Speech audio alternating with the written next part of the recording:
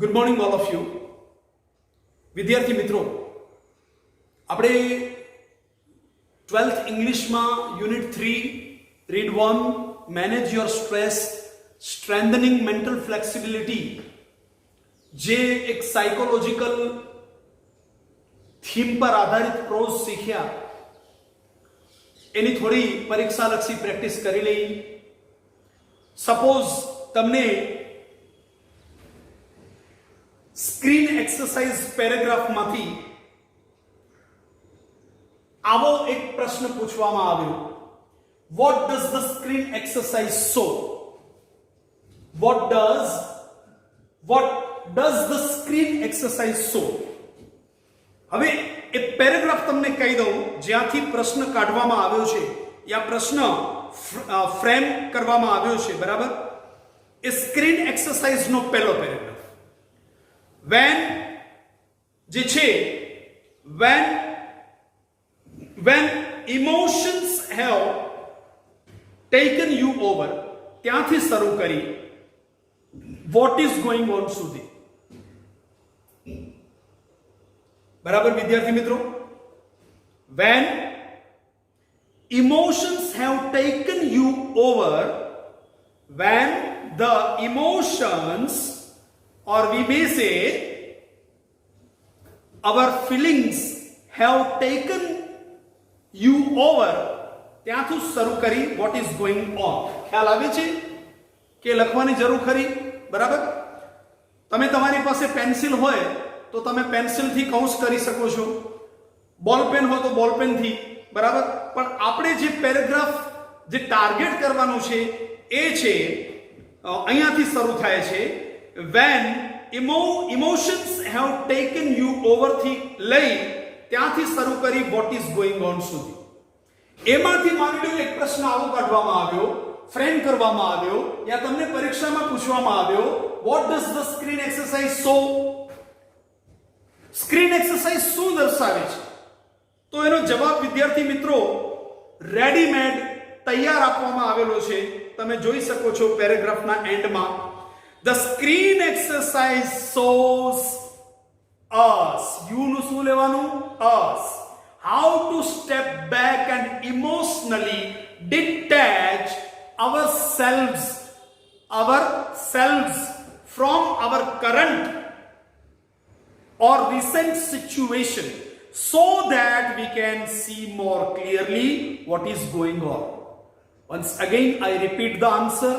The screen exercise shows us how to step back and emotionally detach ourselves from our recent situation so that we can see more clearly what is going on. ત્યાર પછી બીજો પ્રશ્ન, what happens when life becomes too hectic? હવે બીજો પ્રશ્ન જે છે તે એન્ટિસિપેટિંગ સક્સેસ ના પહેલા જ પેરેગ્રાફમાંથી ફ્રેમ કરવામાં આવેલો છે. માટે તમે when life becomes too hectic ત્યાંથી શરૂ કરી અને with the technique of anticipating success એ પેરેગ્રાફને તમારે ટાર્ગેટ કરવાનું છે. એમાંથી પ્રશ્ન પૂછવાનો છે what happens when life becomes too hectic? તો એનો જવાબ આવશે, શું જવાબ આવશે વિદ્યાર્થી મિત્રો? એનો જવાબ રેડીમેડ તમારી સામે જ છે. શું છે જવાબ? આપ જોઈ શકો છો સૌ જ, બરાબર? રેડીમેડ તમારી સામે પહેલા જ પેરેગ્રાફમાં જવાબ આપેલો છે. when life becomes too hectic, જીવનમાં જ્યારે આપણને એમ લાગે કે આપણું જીવન બહુ વ્યસ્ત થઈ ગયું છે, બહુ જ દોડધામ વાળું યંત્રવત થઈ ગયું છે, we can end up feeling mentally tied in knots. Nothing seems easy and positive. Pessimism sets in and we can't see a way out of our recent problems. બરાબર? આ થયો તમારો જવાબ. once again I repeat the answer. તમે આટલો, જો કે જવાબ અહીંયા થોડો વધુ છે, પરંતુ તમે આટલું લખશો તો પણ તમને માર્ક્સ એક રોકડો મળી જશે. when life becomes too hectic, whenever life becomes too hectic we can end up feeling mentally tied in knots. આટલે સુધી લખશો તોય તમને એક માર્ક્સ રોકડો મળશે.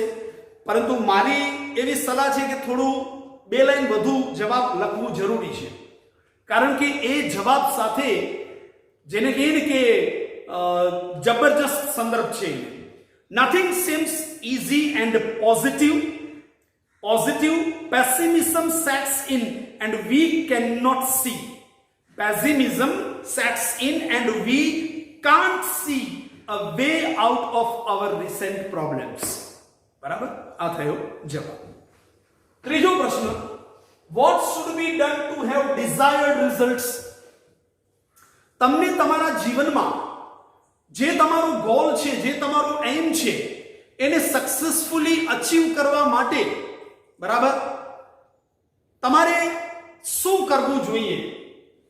એમાં તમે જે પણ તમારા ગોલ યા એમને લઈને જે પણ પરિણામો પ્રાપ્ત કરવા ઈચ્છો છો, બરાબર, જે સિદ્ધિ પ્રાપ્ત કરવા તમે ઈચ્છો છો, જે પણ જેને કહીએ ને કે જે પ્રકારની સફળતા તમે ઈચ્છો છો, એના માટે તમારે શું કરવું જોઈએ? તો બહુ જ સ્પષ્ટ જવાબ આપેલો છે, બરાબર, જે તમે છેલ્લાથી ઉપરના પેરેગ્રાફમાં જોઈ શકો છો. ઇફ યુ નું આપણે વી કરવાનું છે. We stay focused on a positive outcome, we can think more clearly and we will make better decisions which will eventually lead to the desired results. Once again I repeat the answer. If we stay, મળ્યું વિદ્યાર્થી મિત્રો, you નું આપણે વી કરવાનું છે. એનું કારણ છે કે પ્રશ્ન યુ થી પૂછાણું છે, એટલે એનો આન્સર યા તો આઈ યા સિંગલ ફર્સ્ટ પર્સન પ્લુરલ વી નો ઉપયોગ થશે, બરાબર. If we stay focused on a positive outcome, we can think more clearly and we will make better decisions which will eventually lead to the desired results.